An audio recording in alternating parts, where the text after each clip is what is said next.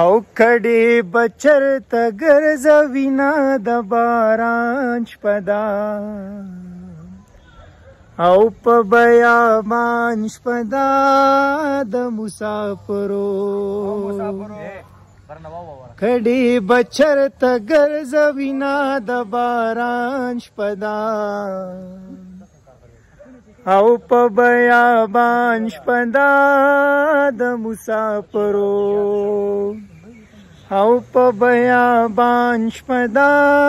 د مسافرو باران ورو پی وریږه د باران شپه ده او په بیابان شپه ده د مسافرو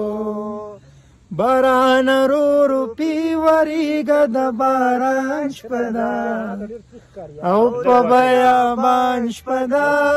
د مسافرو. ادیب خانه بره خو راخته او پخلی دې چالو کړی دی بالکل خو ډېر زیات ستړی شوې حد نه سیوا سوی په جولای کې د نتیاګلي ډونګګلي موسم سوی ډېر مزیدار دی او موږ خو ټور جوړ کړو چترال ته ډاکټر صاحب چې نه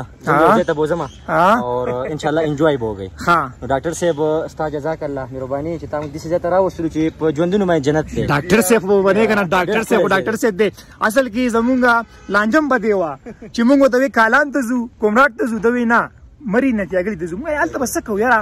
خدا کوم موسم چې دلته دندې او 2 جولای دا بالکل او بالکل تاسو راتلې شي 2 جولای ډاکټر صاحب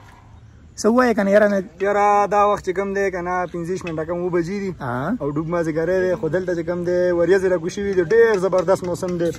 موسم دی 16 سنټیګریډ او تقریبا 16 سنټیګریډ دی او خه کافي یخواله دی حالانکه زمونږ د یخني کیږي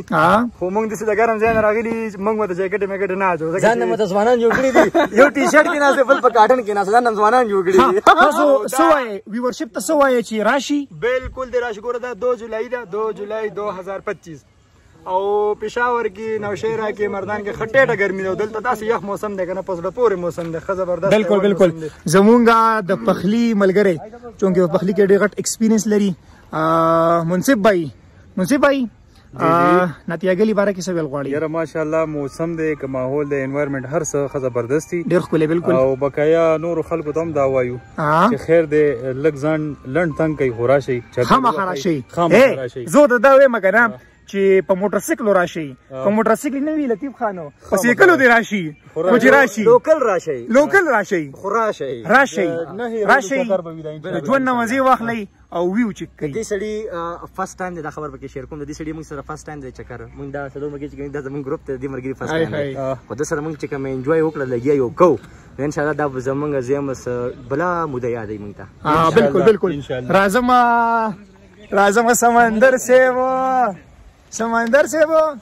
څنګه چل یاره پخلی د کوم ځای ته ورسوو پخلی بس نږدې دی د خیره روان دی د خیره ښه څه به ویل غواړي جانانه یاره موسم خو د دې ځای ډېر اعلی موسم دی ډېر ښکلی موسم دی دا د چرګ هم باندې کړی دی موسم ډېر یخ دی ټایم به لږ ډېر لي خو د بالکل او وی ورته زمونږ دا خواست دی چې راشي او نتیاګلي ته دې ځای ته ډېر ښکلی ځای دی اصل کې زمونږ پلان خو چې کوم کومراټ ته و که نه یا کالام ته و نو موږ اچانک د ډاکټر صاحب په وجه باندې دلته راغلو نو په کومراټ او په کالام و دې ځای کې څه فرق شته مطلب په منځ کې ډېر فرق دی هلته داسې موسم ډېر په مشکله باندې بالکل یو خبره خدا ده دلته کې ځنګلات چې کوم دي لږ محفوظ دي د کالام نه ځنګلات ووهلی شو د کومراټ نه ځنګلات ووهلی شو یو خو سیلابونو ډېر زیات خراب کړلو زه خو وایم چې موسم خو یو په دې وجه باندې ښه دی ځنګلات دي ماحول صفایي ده خلک چې راځي نو دا ذهن کې دا شعور لري چې دې ځای صفایي پکار ده دا ټورست دلته چې څوک راځي که نه یا څوک مطلب د لرې نه راځي نو ځای خو بهترین ښکلی دی نو بیا به راځي که نه به راځي ویورشپ ته څه ویل غواړي چې راشي بالکل را دې شي بالکل جی څنګه چې تاسو واورېدل ملګرو نه نو نن سبا په جولای په اګست کې د ناتیاګلي موسم ډېر زیات ښکلی شوی دی نو تاسو ملګري کوشش وکئ چې خامخا راشئ ورځ له راځئ 2 له راځئ 3 له راځئ نو چې خامخا راشئ او د دې ځای کې دا موسم انجوای کړئ ډېر زیات مننه شکریه خوشحاله راته اوسئ